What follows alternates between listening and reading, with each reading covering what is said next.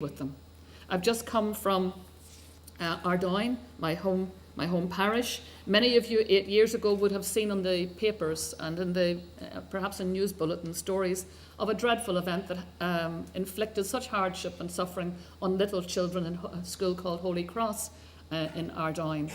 And those little children, now grown up, many of them, were there today as we unveiled a new mural, a set of murals in Ardoyne that reflect a new confidence, new reconciliation, new good neighbourliness, these things that have been delivered by peace.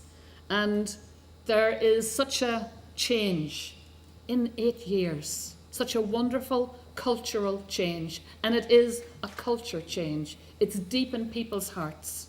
Yesterday we had the good news, which we hope will come to fruition, that the loyalist paramilitaries may be in the throes of decommissioning their arms, which would be, if it were to happen, a really remarkable help to promote a remarkable transformation, not just in this city, but on this whole island. And these are steps that teach us and show us how important it is that we do not give up, that we have advocates, we have champions who insist there are better ways, more humanly decent ways of solving problems and doing things, and who carefully watch out for our children to ensure that we are not growing children for more violence, that we are not growing children for more waste, that we are growing children who will blossom to be the best they can be, the very best they can be. Back in 1916, a date of historic memory for some on this island, it was the year in which there was what is famously known as the Easter Rising. And those who were taking their stand against British rule at that time in Ireland, they issued a proclamation. And in that proclamation, sometimes in the words, people focus on parts of the words where that are more sort of brazenly political. But buried in that proclamation, there is a phrase that's a very beautiful phrase, which says that they want their country, they want Ireland to be a place where the children of the nation are cherished equally. It's an extraordinary word, the word cherished. It kind of leaps out at you because everything else is kind of, political words and tough words. But then when it comes to talking about children, there is this beautiful, beautiful, soft, nurturing word, cherish. And that is our job. That is our role. We who are leaders, we who are engravers. That is what we have to do, to cherish children, not just the children of this island, the children of the world. The United Nations Committee, thank goodness, on the Rights of the Child in Geneva acknowledged in its second report on Ireland that we've come a long way. We've made real progress. We've made significant progress in becoming more truly child-focused. We still have a way to go, but we are on the journey. We've done some good things in recent years to help that journey because we know that structure matters.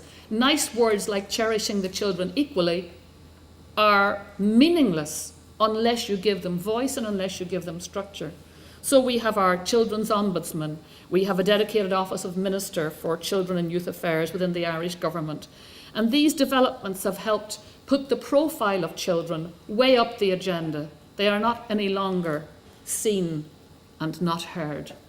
And they've ensured, importantly, a much greater and much more intelligent and sophisticated integration of all the, whether it's the services or the personnel who impact on children's lives. And that is so important, that we break down the barriers, the professional vanities and the other vanities that get in the way of fluency between all the agencies and individuals who impact on children's lives, who engrave on children's lives. A few months ago, the Irish Government announced or launched our new early childhood care and education scheme, and that's designed now to provide a year's free preschool for every child, a new framework of principles and standards also accompanying it to ensure that as we broaden the reach of preschool services, that we also up the standard of care and education. And can I say while I'm here, because some of the people in the front row here were instrumental in helping our government to get that scheme underway, because in preparing that, we got tremendous help from our friends here in Northern Ireland, some of whom I've already mentioned. And it's a sign, really, too, of the changed culture of the moment that we are in, that this kind of cross-border cooperation now is taken for granted. It could not have been taken for granted a generation earlier. The old days of contempt or going toe-to-toe with one another or ignoring one another on this small island are now over, to be replaced by a growing partnership and a growing sense of good neighbourliness.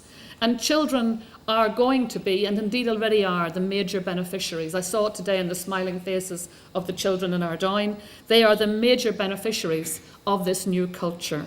They have a chance on this island, at least, to grow up in a place that was previously conflict-ridden.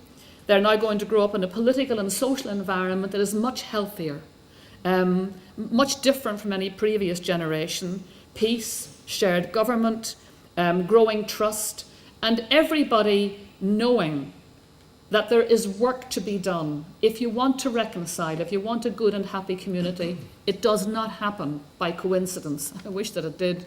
But it takes really serious effort, not just at the level of political leadership, but right the way down the line in community, in how we greet and meet one another, the small, simple courtesies of every day that we afford each other. When our children see us treating each other well in our homes, when they see us treating our neighbours well, when they hear us not speaking ill of people who are different, when they hear us and see us being good neighbours to strangers, they learn from us. We are the engravers on our children's hearts and souls. And they are also growing up in an island where their life's chances are much better than in any previous generation. I was shocked to learn that half of all female children born in Ireland today will live to 100. I have a particular interest in this because I sign all the letters for centenarians. Yeah. Some president down the line is going to be full-time writing letters for centenarians. Amazing. And it's a wonderful thing. Isn't it a wonderful thing? Not such good news for the men. They're just a little bit behind. But the other side of that coin is half of all children born in Africa will be lucky to see 50. You know, that's the other side. In fact, it's most of the other side of our world.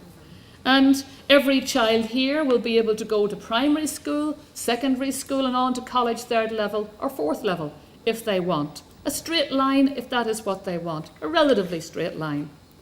Many, many children in this world, right this moment, have never seen the inside of a school, will not in their lifetime see the inside of a school.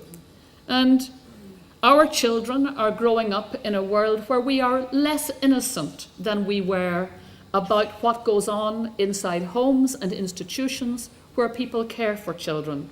We now have an experience, a bitter experience, of how vulnerable children are when we do not create transparent and accountable systems, and when we do not have proper structures in place to vindicate, to mind them, to listen to them, and to respond. So we're a lot wiser. We've learnt the hard way, but this is now a resource. This is not just information that we keep locked up here. This is information that we share for the benefit of all those other places where transparency, accountability are yet to make their mark. And we